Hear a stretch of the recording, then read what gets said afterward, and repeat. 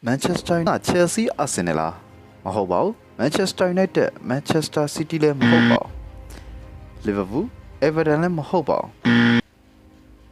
ဒါတွေကမျိုးကန်ပြိုင်ဘက်တွေပါတကယ်အင်္ဂလန်နဲ့ဒါဘီအစ်စ်ဖြစ်သတ်မှတ်ထားတာက Manchester United နဲ့ Liverpool တို့ပါပဲသူတို့နှစ်သင်းကဘယ်တော့မှမစုံနိုင်တဲ့မြင်းတွေလိုပါပဲ Manchester United နဲ့ Liverpool အသင်းတို့ကိုတစ်သင်းကိုတစ်သင်းအပြန်အလှန်မုန်းနေကြတာက Man City နဲ့ Everton တို့ထက်ကိုပိုပါတယ်မျိုးကန်ပြိုင်ဘက်တွေကိုတကယ်တော့သူတို့ဒီလောက်မမုန်းပါဘူးခရစ္စတီယာနို2003ခုနှစ်မှာ Manchester United ကိုပြောင်းခဲ့တော့ United ပရိသတ်တွေက Liverpool ပရိသတ်တွေကို Liverpool jersey နဲ့ Ronaldo ပုံကို Photoshop နဲ့ပြင်ပြီးလောင်ပြောင်းခဲ့ပါတယ် Manchester Evening News မှာလည်း Cristiano က Liverpool jersey ကိုဝေယလူနီးပါးဖြစ်နေပြီထင်တယ်လို့ခနဲ့တက်တဲ့ရေးသားခဲ့ပါတယ် Everton သားတစ်ဖြစ်လဲ Manchester United legend ဖြစ်တဲ့ Wayne Rooney ကလည်းကျွန်တော် Liverpool jersey ကိုပွဲပြီးတဲ့အချိန်ဘယ်တော့မှလဲလှယ်မှာမဟုတ်သလိုပွဲစဉ်စရာမှာ Manchester United အပေါ်မှာ Liverpool ရောက်နေတာကိုဘယ်တော့မှကျွန်တော်မမြင်ချင်ပါဘူး Liverpool ကစားသမားအာနိုကလည်းကျွန်တော် Manchester United မှာကစားမယ့်အစားကစားသမားဘဝကနေအနားယူလိုက်မယ်ပြီးခဲ့တဲ့ရာသီက Manchester United တန်ဟန်လက်ထက်မှာ Carabao ဖလားရတော့ကလည်းကျွန်တော် Manchester United ဆူဖလားယူနေတာမြင်ရတာပူလောင်တယ်လို့ပြောခဲ့ပါတယ်အသင်းကစားသမားတွေသာမကပရိသတ်တွေကလည်းဒီနှစ်သင်းကြားရန်ပွဲတွေအပြင်လူသက်ပွဲတွေပါဖြစ်ခဲ့တဲ့အထိမုံငယ်ကြပါတယ်ဒါကြောင့်လေဒီနှစ်သင်းကန်ရင်အင်္ဂလန်မှာလုံခြုံရေးအထူထပ်ဆုံးယူထားရပါတယ်ကဲဒီတော့သူတို့ဘာလို့မုံနေကြတာလဲ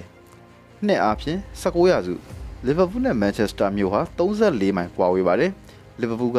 အင်္ဂလန်နိုင်ငံရဲ့အဓိကစိတ်ကမ်းမြို့ဖြစ်ပြီးတခြားမြို့တွေကစိတ်ကမ်းမရှိတာကြောင့် Liverpool စိတ်ကမ်းကိုပဲအသုံးပြုရပြီးဒီထဲမှာ Manchester လည်းပါဝင်ပါတယ်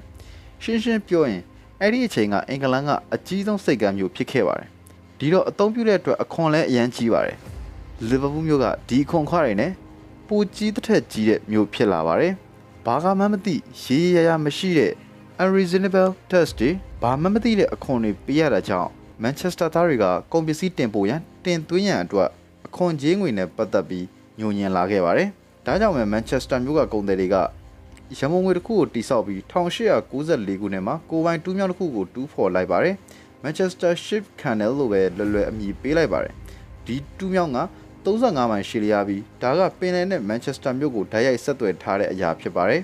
ဒါကပဲ Manchester ကိုအရေးပါတဲ့စိတ်ကမ်းတစ်ခုအဖြစ်ပြောင်းလဲစေခဲ့ပြီးရှားလက်အနေနဲ့စက်မှုအင်အားကြီးနိုင်ငံဖြစ်လာခဲ့ပါတယ်ရှေ့တန်းစီလက်ဖက်6စားတဲ့ကုန်သွယ်မှုတွေကနေ Manchester ရဲ့ဝင်ငွေတွေကတိုးတက်လာခဲ့ပြီး Manchester စိတ်ကမှာလူဦးရေထောင်နဲ့ချီတဲ့အလုပ်ကိုင်အခွင့်အလမ်းတွေလည်းရလာခဲ့ပါတယ်ဒီတူးမြောက်တိဆောက်လိုက်တဲ့က Liverpool က Manchester ကိုမကြည့်တော့ပါဘူးအကြီးဆုံးစိတ်ကမ်းမျိုးဆိုတဲ့နာမည်ကို Manchester ကလွှဲပြောင်းရယူခဲ့ပြီး Liverpool စိတ်ကမ်းကိုအရင်လောက်အသုံးမပြုကြတော့ပါဘူး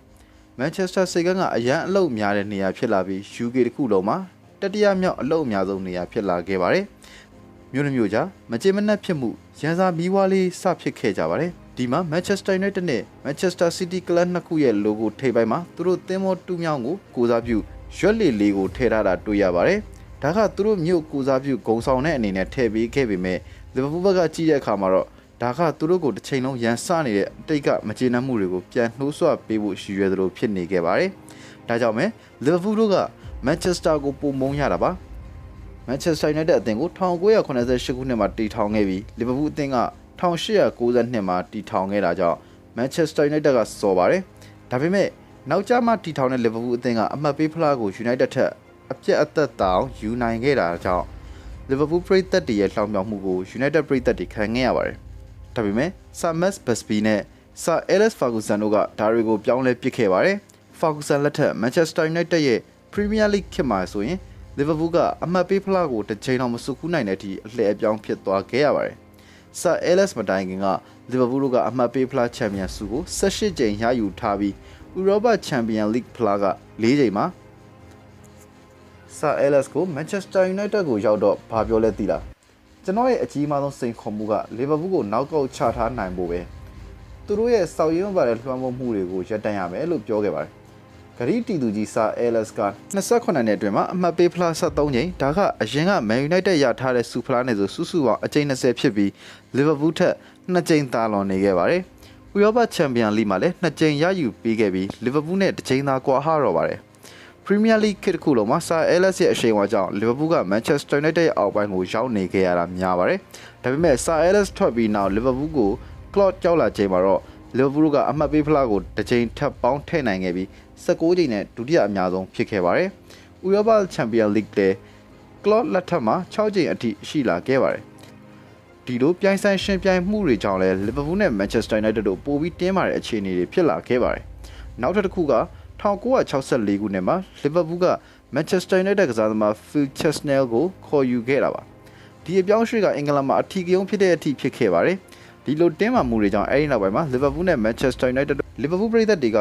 1958ခုနှစ်မှာဖြစ်ပွားခဲ့တဲ့မန်ချက်စတာယူနိုက်တက်နဲ့လေရင်ပြတ်ကျမှုမှာယူနိုက်တက်ကစားသမား9ယောက်သေဆုံးခဲ့မှုကိုတချင်းလုပ်ပြီးလှောင်ပြောင်တည်ဆိုခဲ့သလိုမန်ချက်စတာယူနိုက်တက်ပရိသတ်တွေကလည်း1989လီဗာပူးကွင်းပြိုကျမှု1989လီဗာပူးကွင်းပြိုကျမှု Haybrook ဖြစ်ရဆိုမှာလီဗာပူးပရိသတ်96ယောက်သေဆုံးမှုကိုလှောင်ပြောင်တည်ဆိုမှုတွေကွင်းထဲမှာလှုပ်ဆောင်ခဲ့ကြတာကြောင့်သူတို့ရဲ့ဆက်ဆံရေးကပုံမတင်းမာခဲ့ရပါတယ်။ဒါအပြင်လီဗာပူးပရိသတ်တွေကမန်ချက်စတာယူနိုက်တက်ပရိသတ်2ယောက်ကိုဓာတ်နဲ့ထိုးသက်ခဲ့တဲ့ဖြစ်စဉ်တွေလီဗာပူးပရိသတ်တွေကိုမီးပန်းနေနဲ့ပြစ်ခတ်ခဲ့တဲ့ဖြစ်စဉ်တွေကြောင့်သူတို့နှစ်သင်းကဘတော်မှစိစက်လို့မရတော့တဲ့အထိဝေးကွာနေအောင်မှာဖြစ်ပါတယ်။ဒါကြောင့်လီဗာပူးနဲ့မန်ချက်စတာယူနိုက်တက်ပွဲဆိုရင်လုံခြုံရေးအများဆုံးယူထားရတဲ့ပွဲဖြစ်နေတာပါ။အင်္ဂလန်ကရဲတွေအလုံးရှုပ်ဆုံးနေလို့ပြောရင်လည်းမမှားပါဘူး။